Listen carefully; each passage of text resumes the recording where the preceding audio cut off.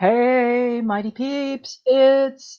No, not Thursday Tips. It's Friday Fun! Woo! It's Ask Me Anything time. Ask Me Anything email. Pretty exciting. We've had a lot of questions. We've been talking for 10 days now about everything email and the things about email marketing. And we've talked about benefits of autoresponders, and we've talked about why you need to pay attention to your essential emails and your welcome series. And we've talked about things to write when you're not sure what to write. And hello, Tisha Lee. And we've been talking about tips for list building from a new list builder's perspective, and those who are veteran and veteran content marketers. And there's so much. And yet, I know there are still questions because you send me questions, and I love that. And I opened up my office for open office hours today, and I sent emails this week asking you, what are your questions? So, this is hopefully not literally Stump Jennifer time, but I am going to answer some of the questions that folks have sent me and asked me. So, for example, we'll start off real easy peasy. There was a question that came in, and I'm going to share my screen on this. Somebody had asked me, what are the general costs of the top email services? Like especially if you're looking for full automation capability, they want to know what's the monthly ballpark. And I'm not sure whether you can completely see the screen here or not, but it's in one of my trainings, in my Get Started Setup for Success with Email Marketing. There's both a guide that lists this as an opt-in. If you're interested in that, drop email setup in the comments. And I have it as a video training that's going to be available now to purchase. I go through some of these software options, and I went back and I checked all the pricing as of this morning. Fran, it's good to see you again, too. So, for example, everybody knows about the literal 500-pound gorilla in the room is MailChimp, and they just got bought for billions of dollars. And yes, everybody knows, woo, free plan up to 2,000, and why that's maybe not always a good thing. And hey, Kelly's here. Yes. Oh, dropping some more questions, and it's Tisha says no fun to watch on my desktop instead of my phone. I can't give you hearts and likes. Oh, really? Yeah. You'll have to come back and do that. So there are limitations to any of the plans out there, especially if they're offering free and or limited cost plans. So some folks have asked me, somebody asked me in a session the other day about ConvertKit. And ConvertKit's been pushing a new plan. Automation is not included in the free level. If you want to work on your welcome series and nurturing and building a relationship with your new subscribers, if you're on the free plan, you can't do it. You're going to have to be looking at one of their additional plans, possibly in the $19 a month. I believe the $9 to $10 a month creator plan for up to 500 subscribers includes automations. For sure, it's in the $29 a month plan. Yeah, Tisha's like, don't get me started on the hate for the chimp. Exactly, it's a pain in the butt. So even just talking about MailChimp lets you have one email in an automation. My nonprofit has a paid MailChimp account, and we don't have any automations. It's not possible. You've got to get up to the more than 500 paid. It's approximately going to be $52 a month on their standard plan before you get full automation. Nah. There are concerns about the full level of automation that you get from somebody like MailerLite. I will tell you that Aweber does include automations in their new free plan. It's about $16 a month to get started. So for the person who was asking me, what's a monthly ballpark for a paid plan that's going to give you most of the features you're looking for? You specifically asked me about automation.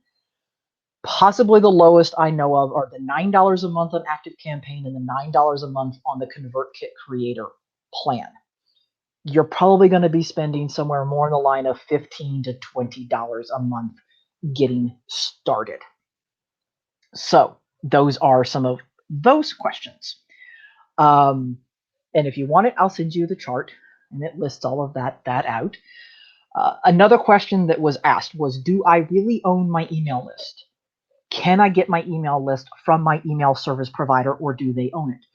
Your email list, if you've gotten their permission, that's an asset. That's your business asset. Yes, you own it. And yes, every legitimate email marketing software that I know of lets you export your list. In fact, it's something I recommend you do as regular maintenance. And here's a reminder to me, hold me accountable in the chat, folks. Once a month, go in and download as a CSV file and export your contacts so you have them, so that if you had to move to another service, bing, bang, boom, you can do so. So Kelly's got a question. Kelly wants to get new subscribers to reply to me early on in the sub relationship. Ooh, favorite ideas to make this happen. That's a great one.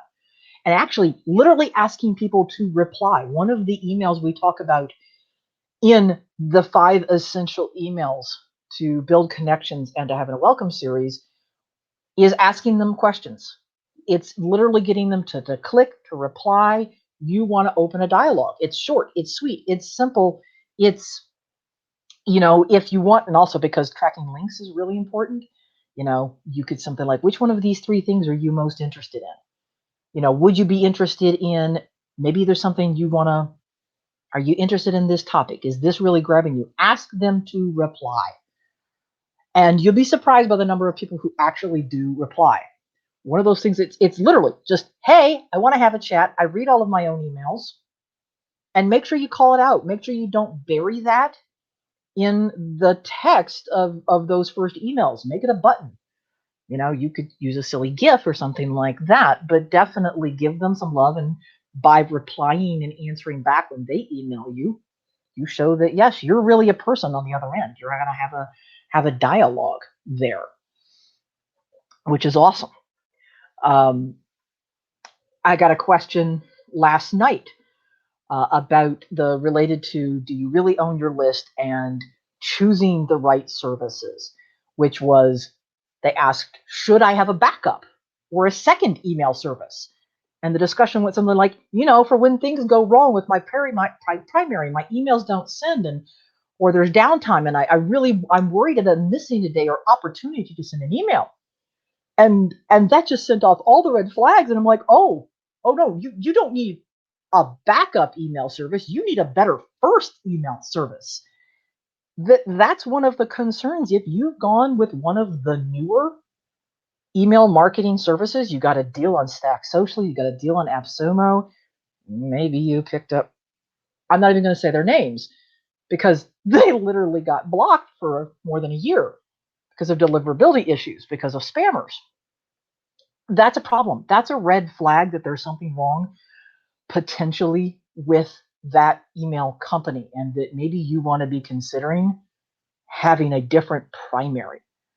I can think of one instance in 2.5 years that I've been with ActiveCampaign where there was a service outage that prevented me from sending an email. And that was really, really, really rare.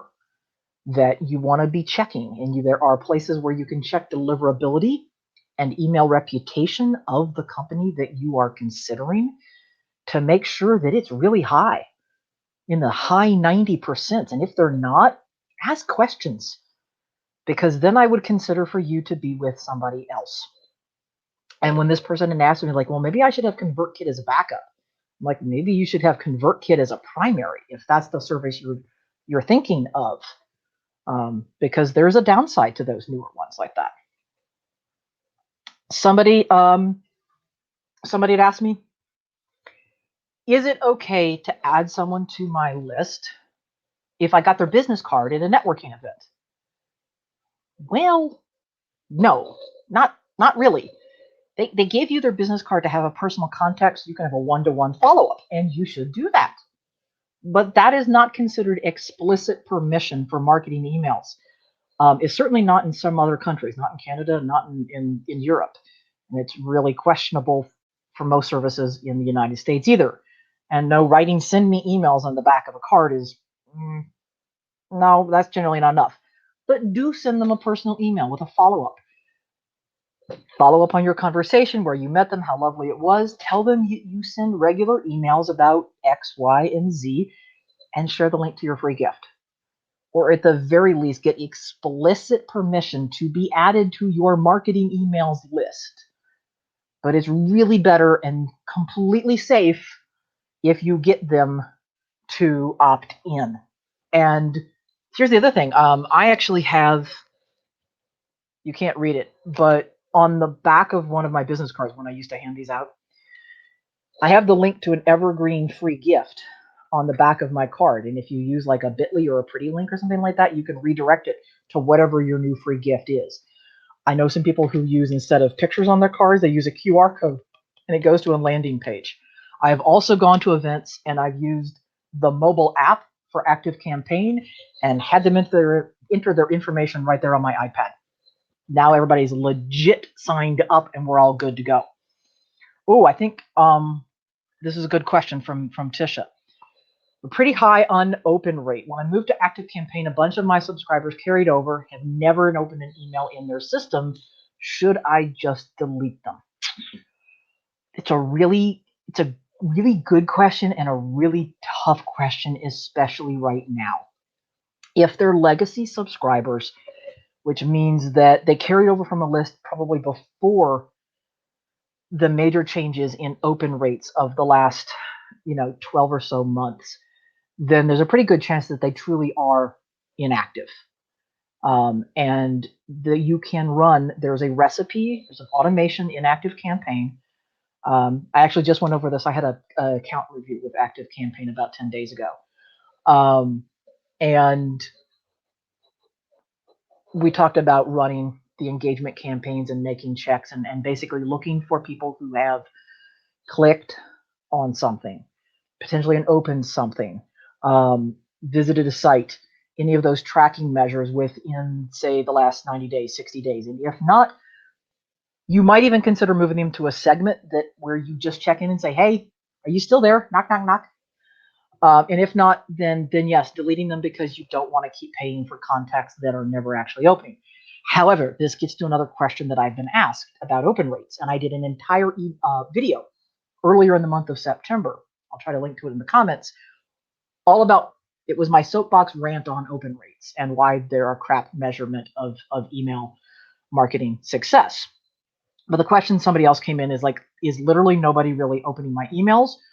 Or wait, what on earth is going on? All of my open rates have now just gone sky high. What's happening? That's really great. And the answer is not exactly. See, you may have heard that Apple, in their most recent iOS changes, has a new privacy and no tracking feature that has been enabled. It has a name, it's like MPP. And basically what the Active Campaign folks explained to me is that every email that goes to anybody who has an address, who uses let's see if I can actually, open it, the actual email app on an iOS device, no matter what account, if it's going through the Apple account, if it's going through the Apple app, they're basically being put through a special server like Quarantine, and it's automatically opening every email, even though the email hasn't actually been opened. So the irony is that all of a sudden, instead of open rates completely dropping off the face of the planet, in some cases they're spiking, and it looks like everybody's opening your email.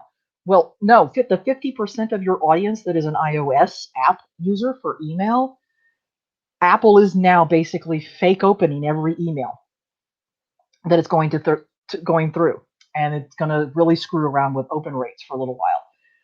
Active Campaign specifically says they're going to be pulling all of those contacts out from the open tracking measurements.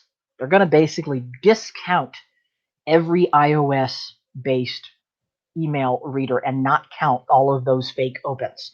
So after a while, your open rates will, stabilize, but it's still going to be a pretty crap measurement because you still have no idea which of those people are actually reading your emails on one of these phones. So pay more attention to click rates, encourage more click actions, and take a look at any of those re-engagement campaigns or list cleanup series that people have advised you to run, and you don't want opens to be the primary measure of engagement. So related to that, Tish is asking to run a re-engagement campaign before deleting them. Yes, I would consider following through. Actually, so what Active Campaign advised to me is there's a way to create new segments, and it goes through and it tags people to say, hey, these are the ones who don't look active. It's up to you to then decide, what are you going to send them? What are you going to send them that basically encourages them to click and prove they're alive and that they still want your information? That's some of those classic emails that are like, hey, haven't heard from you. Click something here, otherwise I'm going to drop you. Are you dead? Click here. It's like, oh, still shining on? Click here. So that you can get a better, more accurate measure of truly who's engaged. And then it's going to be up to you if you decide you're going to, and I'd say I'd run several of those over a span of a few weeks, not just a few days, so that you can catch those people for whom your emails have possibly been winding up in promotions or spam, and they see you and they see that subject line going, oh, Tisha's going to drop me like a hot potato? What's up with that? To give to give it a chance to work and get an accurate measure. And yes, so the question is, similar question, do you recommend using a click the link thingy in AC in every email? The good news is that Active Campaign is already tracking whether somebody clicked anything.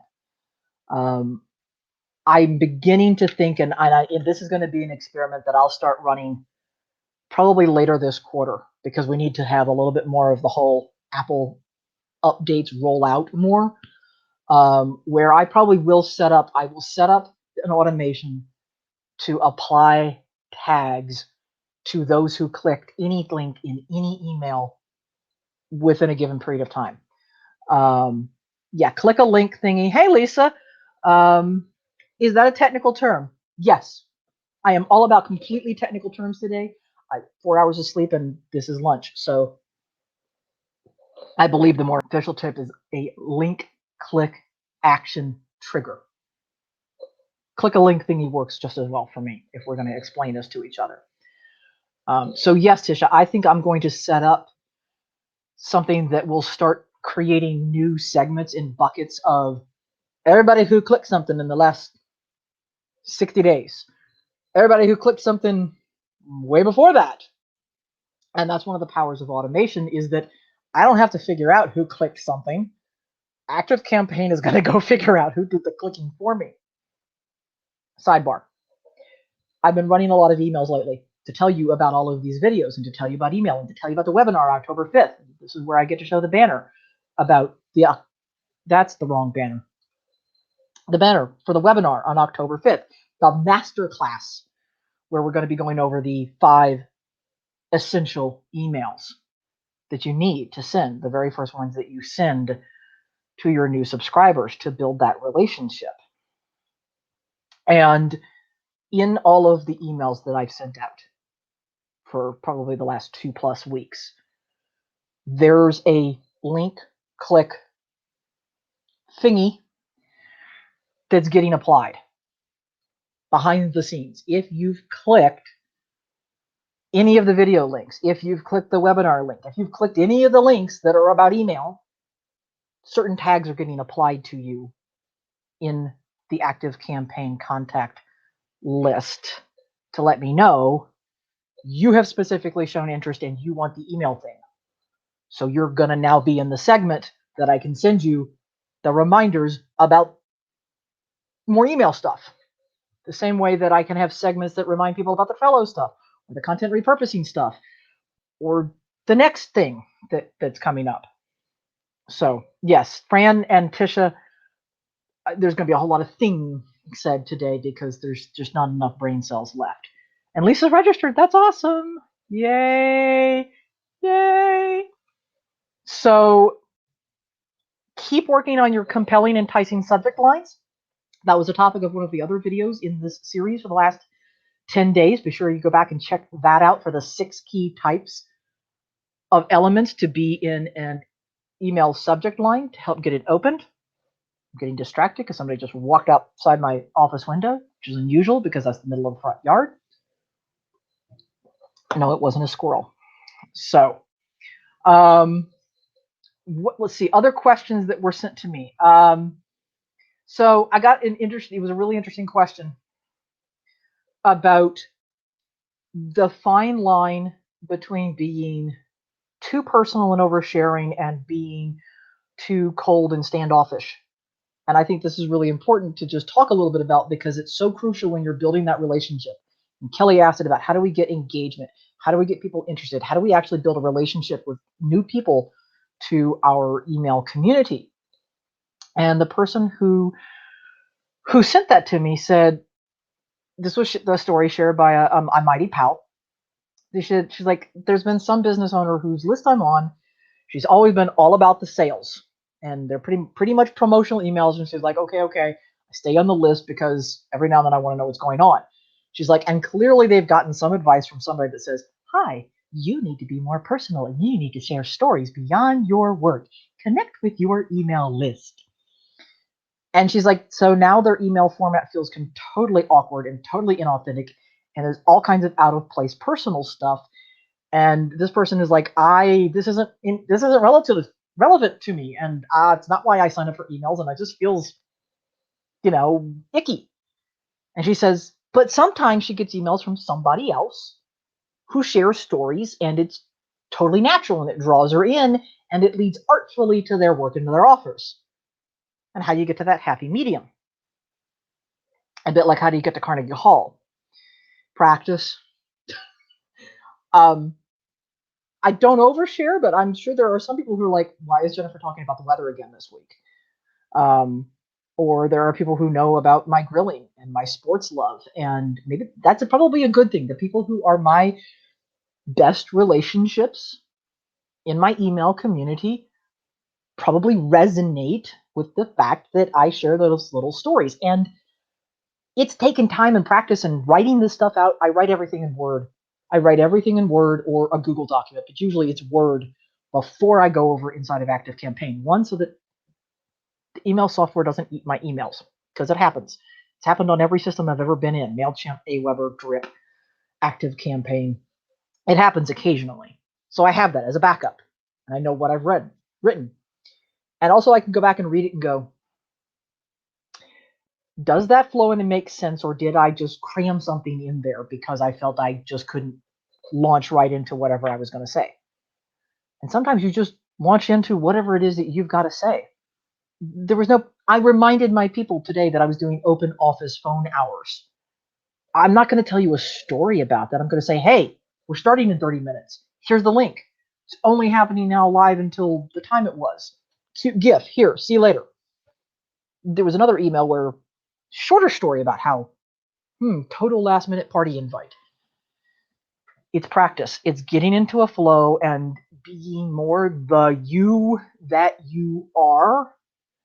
And it's a little bit of Goldilocksness in terms of trying to figure out what feels cold and inauthentic and what feels right for you. Oh, I love this. This says my gifts rock. That's awesome. I do take care and time in feeding my collection of gifts so that they are appropriate for my emails. Gifts are I sent this is going out in one of my newer emails. Gifts are like my love language. You can communicate a whole lot with me if you're willing to gift back with me. If that's not your style and your audience, then don't force it. If it's not your style to talk about certain things, then maybe there are anecdotes from pop culture. There are anecdotes from a movie. There's maybe an anecdote from a book. Maybe you're taking a line from a quote, a quote from a book, a line from a book, that where you're still being authentic to you, and you're going beyond just here's the thing, here's my blog post, go buy my thing. But you're doing it in a way that feels personal. I'm like,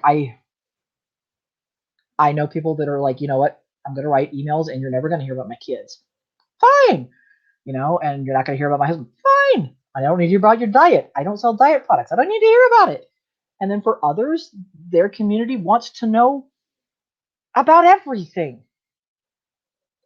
Um, I will also say that when I got in the habit of emailing more regularly, it made that conversational style more natural. The more emails that I wrote, the more emails that I sent, the more natural that it felt. And then there are some weeks where I'm like, I got nothing. Here's a GIF. It's practice. Write a lot of emails. Question, Lisa's, do I proofread and spell check? What's one of the advantages to writing my emails out ahead of time in Word or in Google? It catches the most egregious things before I go and I copy and paste it into ActiveCampaign. So there's a little bit of that. Does it still happen that when I'm sometimes copying and typing or fixing a formatting error or something like that inside of ActiveCampaign that a typo goes out? Yes. And if you'd asked me this right after I left academia and consulting, it would have bugged the tarnation out of me. I don't anymore. It just doesn't. It's like Kelly's sitting here. It's like, doesn't bug. No, every now and then it's like I look at something and I read back my own emails because my own addresses are on my test lists, and I'm like, oh, and I see it. I'm like, I'm like, you know what? No, if you're the type of person who's gonna grammar check me, like the person on my dissertation committee, we aren't friends. No, that's not gonna work, and the relationship's not gonna work because I'm a t-shirt and soda and coffee, and I swear, and I have gifts and I have emojis, and just tell me what you need to say. And if there's a stray comma, about it. So I wouldn't say I care less. I just can't care more. I really like that. That's a really good quote. That's excellent. And Tisha's going out to handle the dog. Go take care of Gary. So you be you. And I'm trying to think what was it? One of the other questions is or this is a personal pet peeve about things like from lines and making sure that you're super clear and recognizable and like your name and not just your brand name, especially if I signed up for a free gift and it was from a giveaway or a list. I'm like, oh, so and so is offering this. This is a gift from Lisa. And then I get an email from, Divine Solutions. I'm like, who is that? And why did I sign up for that? If people see the from as being unfamiliar or different than what they expected, you are more likely to get labeled and marked as spam. It's also potentially a concern as to don't keep switching who the from is if you have a team of people. There's at least one newsletter that I get emails from, and every few weeks, I'm sitting there scratching my head, going, what is this, and do I want to open this? Because they've changed who the from is because it's a different team member writing it. And honestly, it would be a lot simpler if they had left the name of the business in it, because then I know I'm like, oh, that's getting filtered and the right label's appropriate. No, yes, that is about social media or that is about, content marketing tips. But it's like when it changes from being to say, Lisa to Sarah, Paul, something else, I'm like, I don't know what this is about. And chances are you're getting deleted. So be really careful about that. And just making sure that it's really clear and that you're setting expectations up that you want to follow up and follow through on with your email subscribers. So, question. Otherwise, we've been here for half an hour and I love it. You guys are awesome. And there were so many questions sent in and I love answering all of this. If there aren't any other questions, though, I'm going to decide that we are complete for now, and to tell you to stay tuned for the next lives that'll happen next week. But more importantly, that you want to make sure that if you aren't already, that you signed up for the webinar on October 5th. The welcome webinar. This is all about where we're giving the best practices and tips on how we can write emails that both nurture, build relationship, build connection, and nudge people to action. That there are a certain, yes, I'll answer the magic question of how many emails do we need to have. could sometimes be 3 and sometimes 7, but we're talking 5, and why it's that number, why those emails have a certain job to do for you, and what the elements are that need to go into that. And I will also let you know, because the page is live, although I don't have the link for it right here in front of me because I've got enough sleep last night, that I'm doing a live 5-week coaching intensive where we are writing the emails together. If you know that you need to lock time in your calendar, that you need group accountability, that you want eyeballs on your emails, that you want time set aside where we are going to write the emails, then you're going to want to be in that program that's going to start on October 21st. 5 weeks, we write an email each week, you will be done. There's a little bit of coaching time at the beginning of each call, then there is co-working and writing time and reviewing the homework. I don't want to call them hot seats. They're going to be mighty seats and mighty checks. But we're going to have a bonus call, at least for those who are fast action takers. I will throw in an extra bonus call where we're going to review your emails and make sure the sequence in the series makes sense for you and your business, and to go along with your free opt-in offer. And we're going to have reviews. You can send me your email, and you're going to be able to get it reviewed, and we're going to be able to share in the group, or have a video where we go over and give suggestions on ways you can make it even better at the end. And awesome. So thank you, Cindy. I'm so glad you're here. I'm so glad you sent in questions, and I hope that it helped answer some of the questions that you had that I know other people have as well. So I look forward to continuing to talk about content marketing, how to do it, how to make everything simpler, how to help you find your own personal marketing mojo. And I really look forward to having you both in the October 5th webinar/masterclass and in the coaching group that starts at the end of October. So thanks, Mighty Pals. I'll see you next week.